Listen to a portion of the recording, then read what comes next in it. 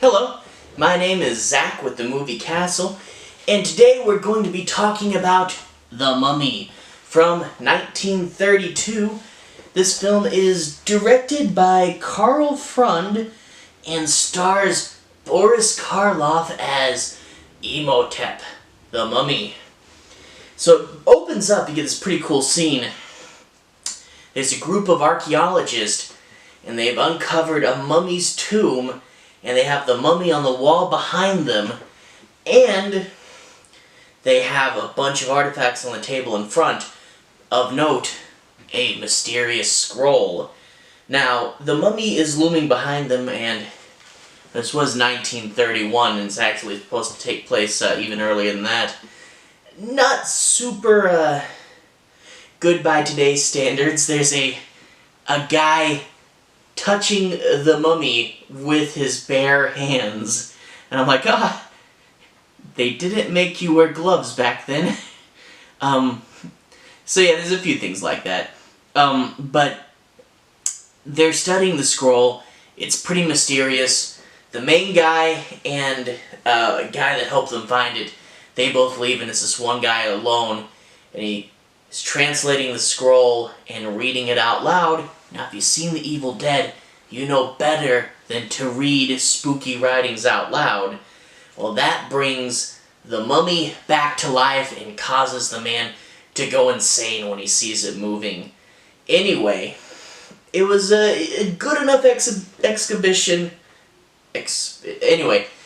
good enough trip, but they lost the mummy, and that was really sad. About, I think, 10 years have passed, and the guy's son, who led the original journey, goes down to Egypt, and he's not having much luck. But then he meets the mysterious Egyptian man, Ardith Bey, who's the mummy. It's kind of obvious. I mean, especially if you know that Boris Karloff plays the mummy, and then Boris Karloff walks in. Anyway, he looks like a human now. He comes in and says, I think you should dig over here, you should excavate there, because I know that there's a tomb of a princess there, because I found this little bit of pottery. So they go, and what would have been a okay trip turns into a great trip when they find the princess's tomb completely intact with her mummy in it. Now, they take all this stuff back to Egypt, and when he's in Egypt, he meets a beautiful woman there who's actually half Egyptian, and he really quickly falls in love with her. But unfortunately for them, this woman has the reincarnated soul of the Egyptian princess. And it turns out this mummy, he was killed, not only killed horribly, but, you know, he's had, like, the protective blessings taken off his tomb.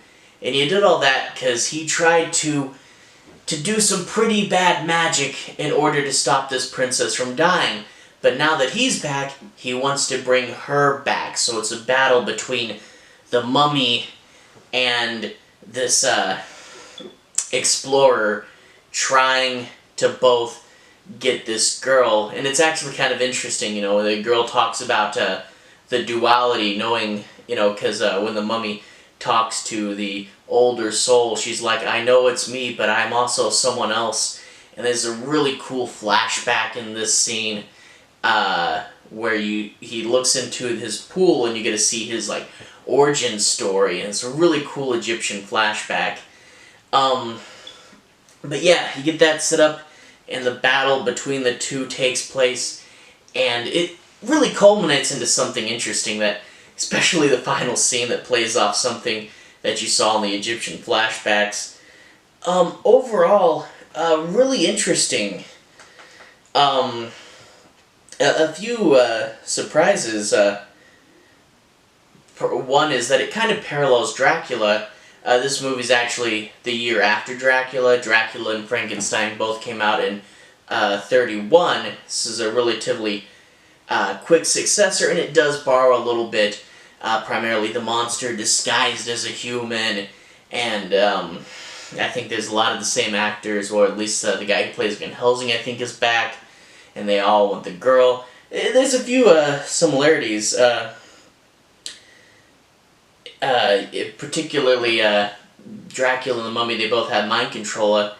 The Mummy is kind of an interesting mind control. He has this bloodline ability where he can control Egyptians because of the bloodline, which is interesting. Although I don't know if they did that in any other ones. The bloodline ability. It's also surprising how much magic he has, and he can give people heart attacks and stuff, and a whole lot. It's you gotta avoid the Mummy knowing what you're doing, or he's going to stick his magic on you. Really interesting. And yeah, it was also surprising he was human for so long.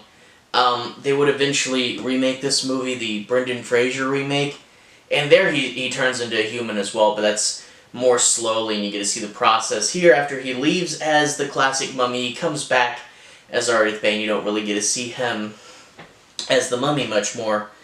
Another interesting thing is the sequels to this movie. There are a fair bit, 6 films in all, including Abbott Costello, but this is the only Imhotep Mummy. The other ones are, let me get his name right, Karis. The other mummy sequels are about Karis, and so it's kind of interesting. This Mummy you only get in the one film. Overall, really good, really interesting. The Monster in Disguise movie. I really like this. It was pretty cool, fun. A little more mysticism, I guess you'd say, in this one than Dracula. The cool flashbacks and the whole bunch of magic.